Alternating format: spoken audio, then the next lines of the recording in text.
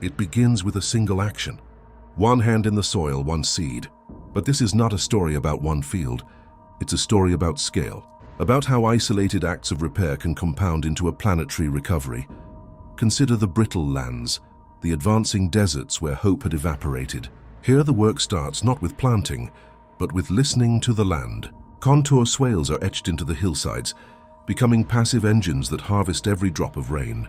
Managed grazing is reintroduced, not with static fences, but with movement that mimics ancient migratory herds.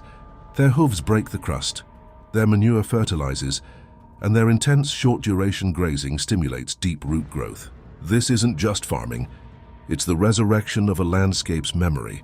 This pattern of success, once demonstrated, is copied. The principles adapt. In the humid tropics, regeneration looks like a food forest. Tall canopy trees provide dappled light for fruit trees below, which shelter medicinal shrubs, which grow above nitrogen-fixing ground cover. It's an engineered ecosystem that builds soil and becomes more resilient every year. In the world's temperate breadbaskets, the change agent is a redesigned machine, a no-till drill that plants the new season through the residue of the old. The farm becomes a carbon sink acre by acre. On eroding coastlines, the solution is a living barrier.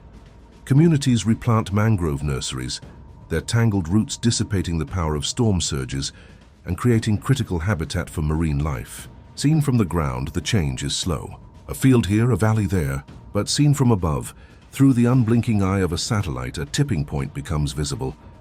The fragmented patches of green begin to connect, forming biological corridors that stretch across nations. The effect begins to register on a planetary scale. Atmospheric rivers are drawn inland, carrying moisture further than they have in generations. Rivers that ran brown with the bleeding of topsoil now run clear. The planet's fever, measured in parts per million of atmospheric carbon, doesn't just plateau. It begins to recede. This is the nature of scaling. It is not centralized. It is a distributed network of intelligence, of life reasserting its own logic. Global restoration will not be delivered. It will emerge. It scales because the blueprint is already encoded in biology.